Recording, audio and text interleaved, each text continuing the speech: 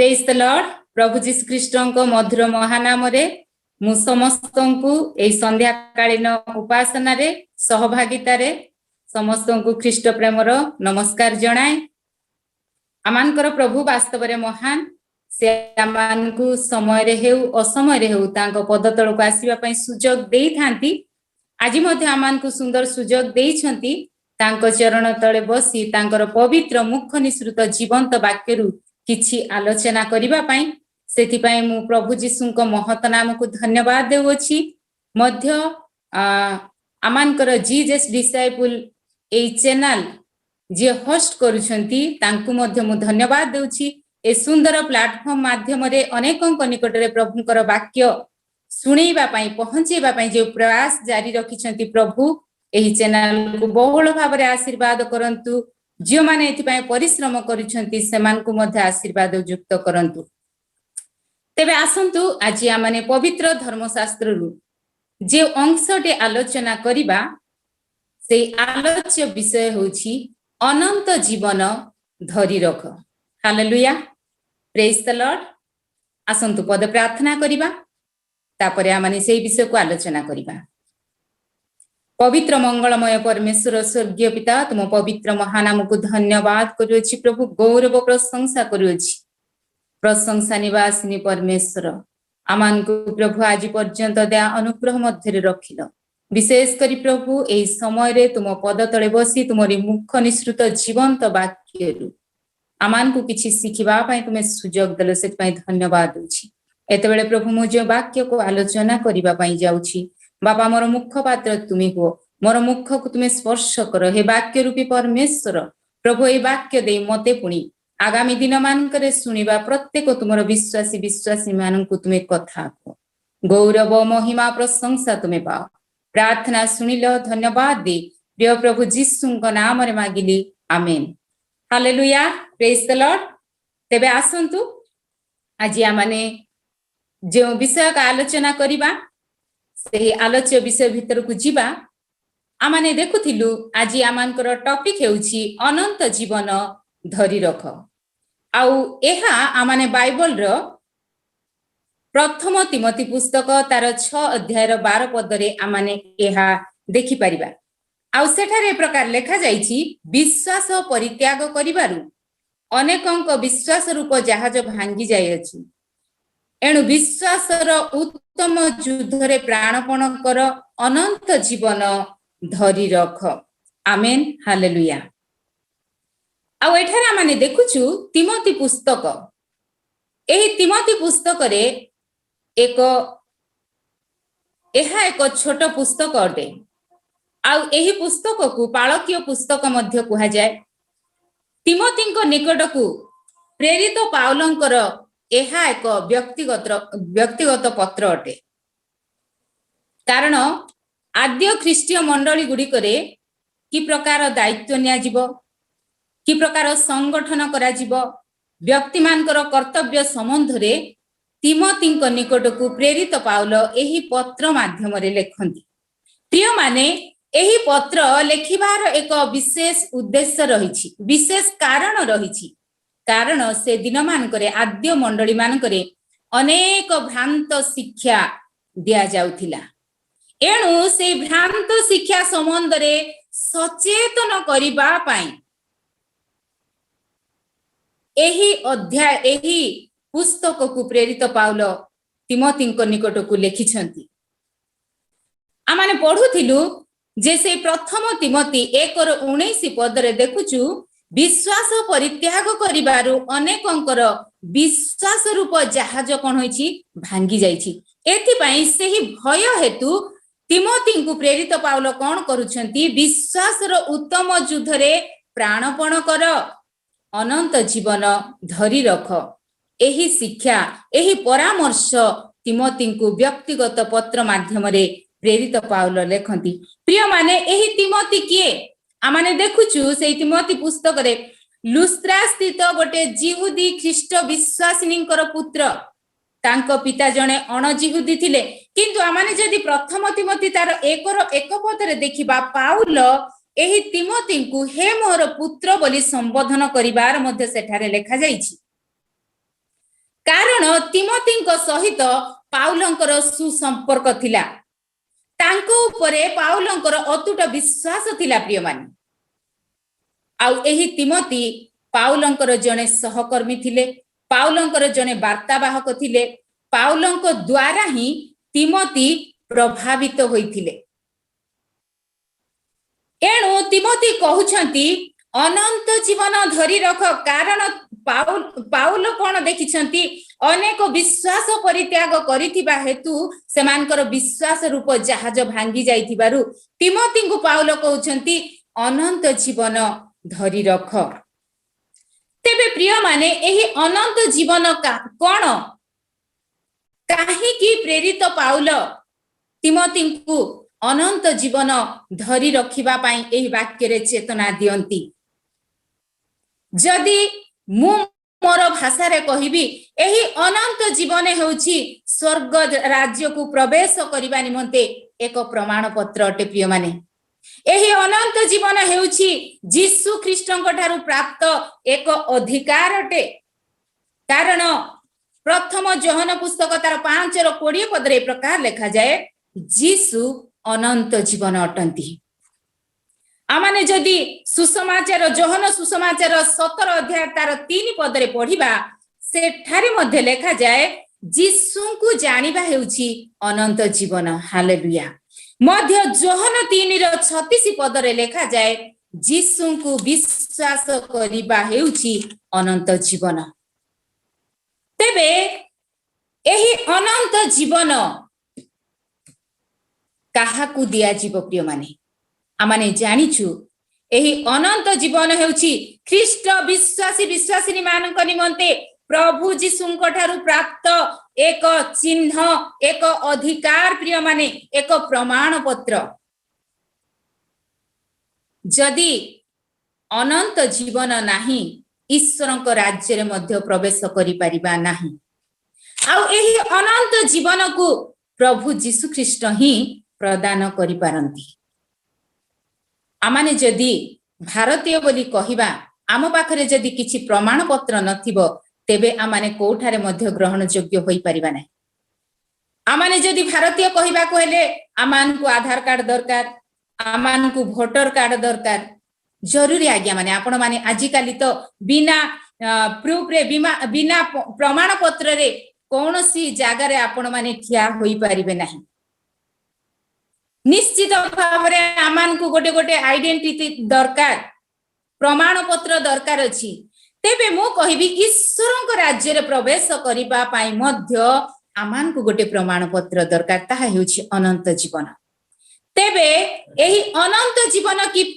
परि लाभ करिबा मु कहिली यीशु ही अनंत जीवन अटंती मु कहिली यीशु ही अनंत जीवन दे पारंती कारण आमाने पवित्र धर्मशास्त्र रे आमाने देखि पारुछु ताहा तेबे एही अनंत जीवन की प्रकार आमाने लाभ करिबा प्रिय माने जदि आमानकर रेशन कार्ड हे पारिला नै वोटर कार्ड हे पारिला नहीं लांच दे क्षमता द्वारा धन जाची की ताकू प्राप्त करि पारिबा किंतु एही अनंत जीवन से प्रकार नुहे एहा किना बिका जाई पारिबो नाही मोर प्रिय माने एहा को अर्थ दे के किनि पारिबे नाही क्षमता रे के किनि पारिबे नाही आपण माने देखिथिबे जने जदी किछि योजना रे प्रधानमंत्री हेई गले मुख्यमंत्री हेई गले जिला रो कलेक्टर हेई गले तांकु सरकार जो सुविधा दियंती ना प्रिय माने तांको परिवार सदस्य माने अर्थात तांकर स्त्री पिला छुआ समस्ते सेई सरकारी लाभ को उठेई थांती किंतु अनंत जीवन से प्रकार नुहे बापा को जदि अनंत जीवन मिली गला पिला माने सेई कार्ड रे ईश्वरଙ୍କ राज्य रे प्रवेश करि पारिबे नाही स्त्री को जदि अनंत जीवन प्रभु देई देले स्वामी से अनंत जीवन नै ईश्वरଙ୍କ राज्य रे प्रवेश करि पारिबो नाही प्रिय माने एहा संपूर्ण गोटे व्यक्तिगत अटे ए अधिकार संपूर्ण व्यक्तिगत अटे जदि स्वामी को ईश्वरଙ୍କ राज्य रे प्रवेश करिबा पई अछि तेबे स्वामी रो गोटे व्यक्तिगत अनंत जीवन कार्ड धरिबा आवश्यक तेबे केउ माने एही अनंत जीवन रो अधिकारी हेबे जीसु कहले जोहन 10 अध्याय तार 27 एवं 28 पदरे मो मेष सबु मोहर स्वर सुनती मु सेमानकु जाने आउ सेमाने मोहर पछे पछे चालंती आउ 28 पदरे जीसु कहंती पुणी मु सेमानकु अनंत जीवन दिए। Hallelujah, praise the lord. जीसु अनंत जीवन दियंती प्रिय माने। तेबे जीसु केउ मानकु अनंत जीवन दियंती आमाने 27 पदरे पढुथिलु जेउ माने तांकरी स्वर सुनिबे, जेउ माने तांकु चिन्हिबे जानिबे आउ जेउ माने तांको पछरे चालिबे जीसु से मानकु अनंत जीवन देबा पई प्रतिज्ञा करियछंती। आमानकर प्रभु प्रतिज्ञा रे अटल आ विश्वस्त अटंती। से जहा कहंती प्रिय माने ताहा करंती। एणु जीसु जदि कहिले जे माने मोर स्वर सुनिबे मु से मानकु अनंत जीवन देबी, तेबे एही स्वर की प्रकार स्वर जोटा कि आमे जीसुंकर स्वर सुनिले अनंत जीवन रूप अधिकार प्राप्त होई परिबा। प्रिय माने जीसुंकर स्वर शक्तियुक्त, जीसुंकर स्वर आकर्षणीय, जीसुंकर स्वर चमत्कार मधुर। गीत गीता 29 लिखा जाए सदा प्रभुंको रबरे पराक्रम अग्निशिखा तुल्य प्रांतर को तांको रब कोन करे प्रिय माने कंपित करे, तांको रबरे हरिणी प्रसव कराए बोली लिखा जाए। तेबे परमेश्वरंकर स्वर कि प्रकार जोहन पुस्तक तार 5 अध्याय 25 पदरे ए प्रकार लिखा जाए जेउ समय रे मृत माने ईश्वरंकर पुत्रंकर स्वर सुनिबे व जेउ माने सुनिबे से माने सजीव हेबे। एपरि समय आसुछि पुणी वर्तमान सुधा उपस्थित। आमेन, हालेलुया। प्रभु जहा करंती, जहा कहंती ताहा करंती। से प्रतिज्ञा रे अटल आ विश्वस्त। एठारा माने देखुथिलु प्रभु जीसु कहंती जेउ माने तांकर स्वर सुनिबे से माने सजीव हेबे। मृत हेले मध्य ईश्वरंकर स्वर जे सुनिबो से सजीव हेबे। जीसु कहउछंती ए प्रकार समय आसुछि आ वर्तमान मध्य से समय उपस्थित बोली जीसु कहिले। प्रिय माने केवल जीसु कहंती नहीं, जहा कहंती ताहा से करंती। तेबे जीसुंकर स्वर सुनी प्रकृत रे जने मृत सजीव हुए कि आसंतु माने बाइबल रु तार प्रमाण देखिबा। आपण माने जानि छंती बेथनिया लाजर विषय जोहन पुस्तक तार 11 अध्याय 1 रु जदि आमाने 43 पद पर्यंत पढिबा बेथनिया निवासी लाजर आउ ताहांको भग्नी मार्था एवं मरिय एमानको विषय आमाने भलो भाबरे जानिछु। मु ताको व्याख्या करिबा पई जाउ नाही। एही लाजर जीसुंकर जने बंधु थिले आउ एही परिवार को अर्थात लाजर मार्था मरियम को जीसु स्नेह करुथिले। जोहन 11:5 पदरे लिखा जाए दिने लाजर पीड़ित होइछंती आउ पीड़ित होई से मृत्युवरण करिछंती। आमाने ताहा मध्य जानिछु। जीसुंको मार्था एवं मरियम खबर मध्य देउछंती किंतु मरी गला पर जीसु आसी पहुंचुछंती। से समस्त घटना आपण माने जानिछंती, मु कहिबा को चाहू नै। जेतेबेले जीसु आसी पहुंचिले मार्था कहिले हे प्रभु तुमे थिले मो भाई मरि न थांता, किंतु जीसु कहिले जेउ माने प्रभुंको ठारे थाई मरिबे से माने मृत हेले मध्य जीवित हेबे। तुम भाई पुणी उठिबो। किंतु मार्था कहउछंती हां प्रभु मु जानिछि पुनरुत्थान समय रे मो भाई जीवित हेबो, मो भाई उठिबो। किंतु जीसु कहिले जे केउ ठारे तांकु रखिछ, मु ही पुनरुत्थान ओ जीवन, केउ ठारे तांकु रखिछ अर्थात केउ ठारे तांकु कबर देइछ। आउ जेतेबेले कबर स्थान को जीसु को निया जाउची जीसु कहउछंती एही पत्थर को घुंचाई दियो। आउ मार्था सेतेबेले कहउछंती हे प्रभु मो भाई मरी की 4 दिन हेई गलानी, से कबर रे रखा जाई 4 दिन हेई गलानी। से सढ़ी जाइथिबो, से दुर्गंध होउथिबो, से पची जाइथिबो, से बासी गलानी। किंतु जीसु कहले जदि तुमे विश्वास कर ईश्वरंको महिमा देखिबो। हालेलुया। आमाने जदि जोहन 11 अध्याय तार 43 पद देखिबा से पत्थर जेतेबेले घुंचा जाईछि प्रिय माने आउ सेठारे जीसु प्रार्थना करूछंती ऊर्ध्व को नाही परमेश्वरंक ठारे प्रार्थना कला परे कहउछंती उच्च स्वररे डाकी कहउछंती लाजार बाहरी आस आउ लाजार बंधा जाईतिबा अवस्था रे बाहर को आसुछंती। हालेलुया। प्रिय माने जीसुंकर स्वर मृत शरीर मध्य प्रवेश करि पारे। हालेलुया। जीसुंकर स्वर केते चमत्कार, जीसुंकर स्वर केते आकर्षणीय, केते शक्तियुक्त। मृत शरीर लाजार भितरे प्रवेश करिछि आउ लाजार कबर छाड़ी जीवित अवस्था रे बाहर को आसुछंती। प्रभु जीसु केवल कहंती नाही, से जहा कहंती ताहा करंती प्रिय माने, कारण प्रभुंकर स्वर हेउछि आकर्षणीय शक्तियुक्त।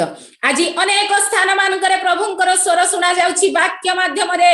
आज्ञा फेसबुक रे वाक्य कहा जाउछि, इंटरनेट रे वाक्य कहा जाउछि, गूगल मीट जूम रे वाक्य कहा जाउछि, हेले के सुनुछि से स्वर?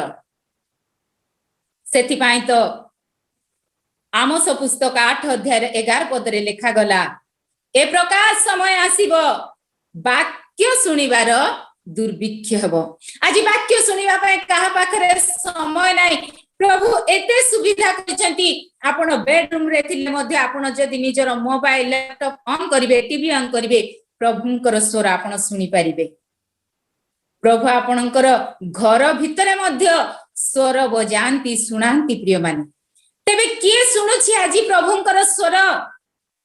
सेति पई तो प्रकाशित 3:20 पद रे लेखा गला, देख आम्भे द्वार निकट रे रही आघात करूछु, जे कि आम्भर स्वर सुनी द्वार फिटाई दिए आम्भे ताहा निकट को जीवु।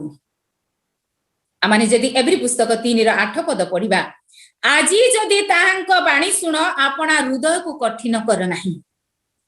प्रिय माने झियो माने तांको स्वर सुनिबे, जीसु सेमानकु अनंत जीवन देबा पई प्रतिज्ञा करिसंती।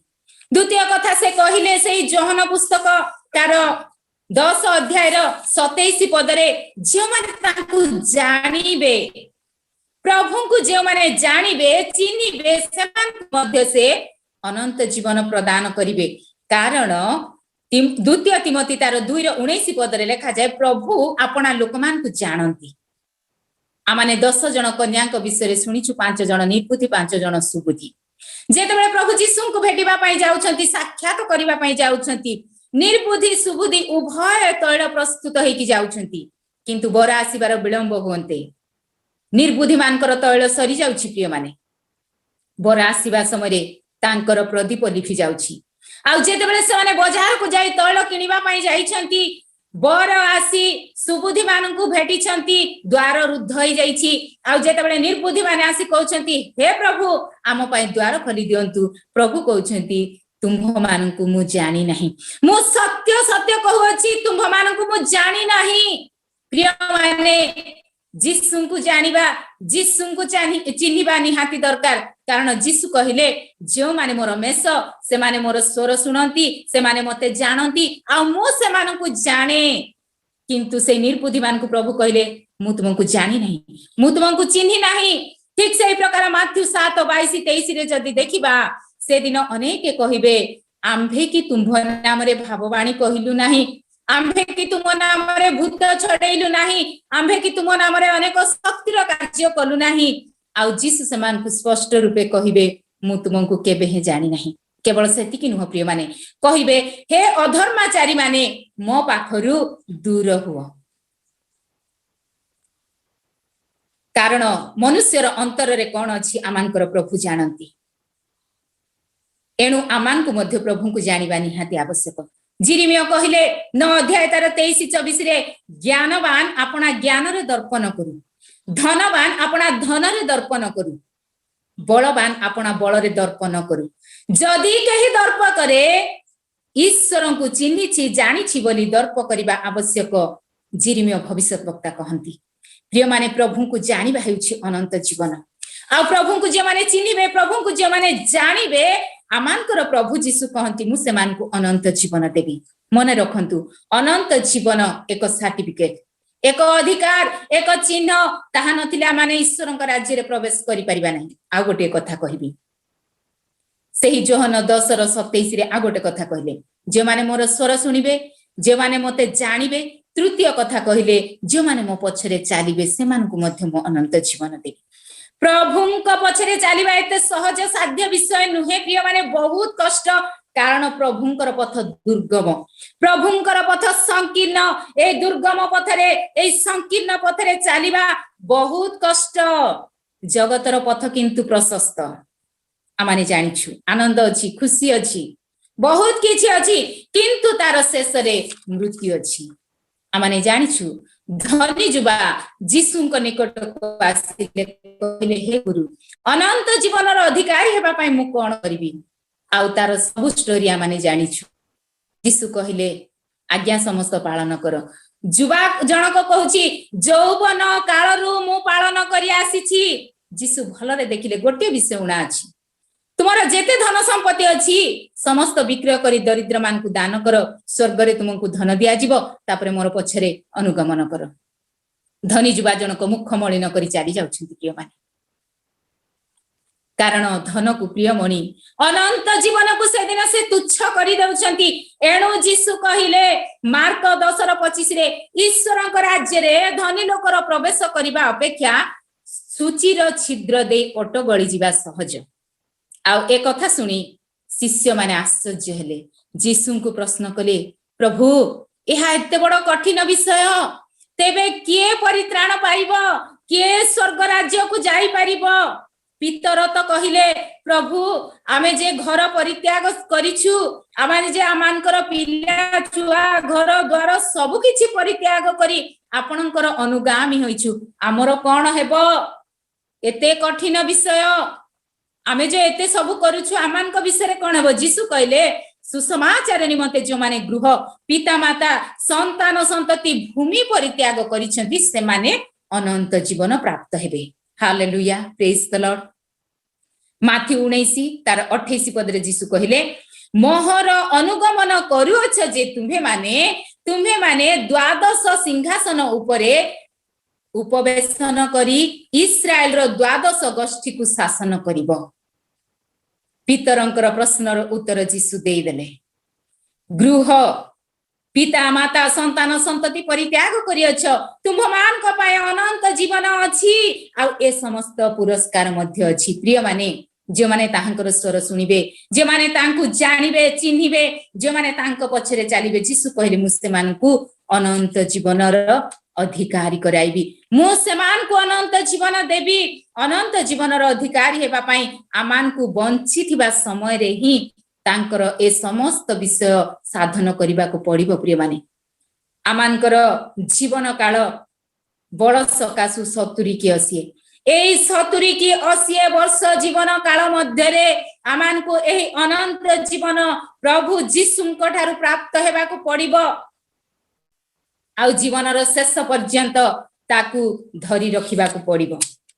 जदि आमाने प्राप्त हेबा धरी रखिबा नाही, अनंत जीवन को हारी देबा, निर्बुद्धि मानंकु प्रभु जीशु कहला परे मु तुमको जानि नाही बोली आमान को मध्य से दिन कहिबे। प्रिय माने एणु अनंत जीवन धरी रखिबा पई प्रेरित पाउल से दिन तिमोथींकु लेखंती, कारण जेतेबेले विचार दिन आसीबो प्रभु जीशुंक पाखरे आउ दया नथिबो, आउ क्षमा नथिबो, आउ प्रेम नथिबो, से दिन क्रोध रे न्याय रे शासन ही थिबो। प्रिय माने भाबंतु नाही आजिया माने दया रे अनुग्रह रे सब किछि पाई जाउछु, से भली अनंत जीवन मध्य पाई जिबा शेष दिन रे आमाने से प्रकार पाई परिबा नाही, कारण आमानकर प्रभु न्याय विचार करता अटंती। एणु आमान को अनंत जीवन पाइबा को हेले ताहांकर स्वर सुनिबा को पड़िबो, ताहांकु जानिबा को पड़िबो, ताहांको पछे चालिबा को पड़िबो। प्रिय माने कारण जीशु एही प्रकार लोक मानकु अनंत जीवन देवी बोली प्रतिज्ञा करिसंती।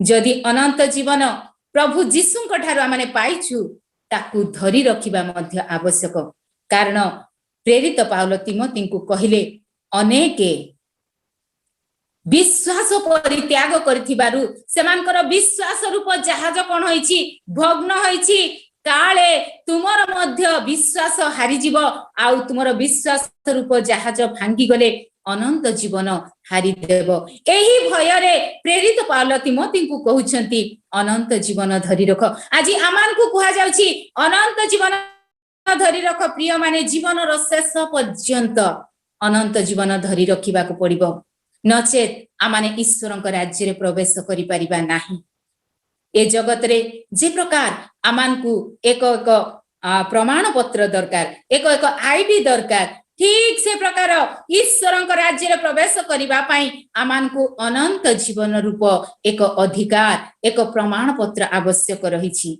नचेत ईश्वर से दिन कहिबे मु तुमको जानी नहीं मु तुमको चिन्हि नहीं हे अधर्माचारी माने मो सम्मुखरु तुमे दूर हो चिंता करिबा प्रिय माने ए दिन मानंकरे ताहांको स्वर सुनिबा ताहांको चिन्हिबा ताहांको पछे चालिबा अनंत जीवन धरि रखिबा प्रभु ए समस्त वाक्य उपरे मते पुनि सुनुतिबा प्रत्येकंकु आशीर्वाद करंतु आमेन।